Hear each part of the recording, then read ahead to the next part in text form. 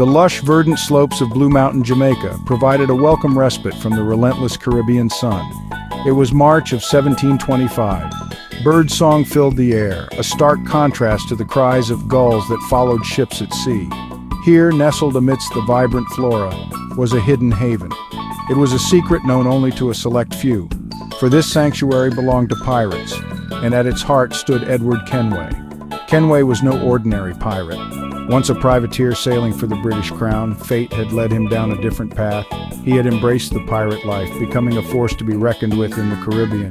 His name, whispered in hushed tones in taverns from Nassau to Tortuga, invoked fear and respect in equal measure. He was a skilled sailor, a ruthless fighter, and a shrewd strategist. Years of sailing the treacherous waters of the Caribbean had left their mark on Kenway. He bore the scars of countless battles, each a testament to his resilience and unwavering spirit. Yet beneath the rugged exterior, a sharp mind plotted his every move. He possessed a charisma that inspired loyalty in his crew and instilled trepidation in his enemies. Edward Kenway was a survivor, a leader who had risen from the ashes of a former life to claim his place in the annals of piracy.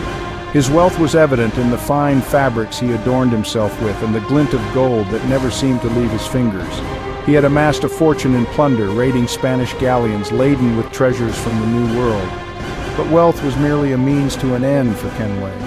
It fueled his ambitions and allowed him to pursue his own brand of justice on the high seas. The heart of Kenway's growing power rested not just in his reputation, but also in his fleet. Leading his armada was the Jackdaw, a brigantine as swift and deadly as the bird it was named after. Captured from the Spanish, the Jackdaw had become an extension of Kenway himself, a symbol of his cunning and audacity. Alongside the Jackdaw sailed the HMS Victory, a once proud man-o'-war, now bearing the scars of battle and the black flag of piracy.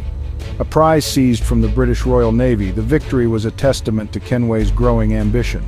The Black Swan, a sleek sloop known for her speed and maneuverability, served as a scout and a swift raider. She was captained by Mary Read, a fierce pirate in her own right whose reputation for ruthlessness rivaled Kenway's own. Completing his formidable fleet was the Neptune's Fury, a galleon captured after a fierce battle with a Portuguese merchant fleet. The Neptune's Fury, with her powerful cannons and spacious hold, served as Kenway's flagship, a floating fortress from which he commanded his growing empire. Section 4.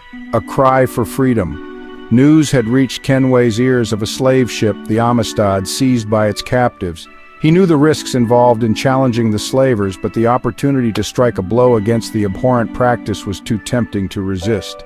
He set sail with his fleet, the Jackdaw cutting through the water like a shark stalking its prey. They found the Amistad adrift, her decks stained with the blood of both captors and captives. The air was thick with the stench of death and despair.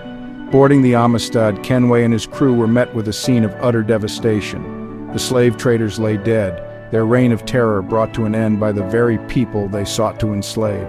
Over 100 slaves, men, women, and children huddled below deck. They were emaciated, their bodies bearing the cruel marks of their captivity. Kenway, his heart heavy with a mixture of anger and pity, ordered his men to bring them food, water, and medical attention. Among the rescued slaves was Kofi, a proud Ashanti warrior whose spirit had not been broken by the shackles that bound him. He had seen his village razed, his family torn apart by slavers. He yearned for the chance to rebuild his life, to seek justice for the horrors he had endured. I will not let their cruelty define me. My spirit is stronger than their chains. Then there was Maria, a young woman stolen from her home in the Congo. Her eyes, though filled with pain, still held a flicker of hope as she clutched a small wooden doll, the only reminder of the life she had lost. This doll, it is all I have left of my family, but it also reminds me that I am still alive, still fighting.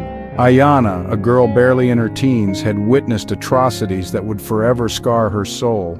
She had found solace in the whispered stories of her ancestors, tales of strength and resilience that gave her the will to survive. The stories of my ancestors give me strength. They faced horrors too and they endured. So will I. And then there was John, a man whose origins remained a mystery. He spoke little, his silence a heavy cloak hiding the pain and anger that simmered beneath the surface. Sometimes silence is the only way to keep the pain at bay. Each of these souls bore the weight of unimaginable suffering, yet they had clung to hope, their spirits unbroken.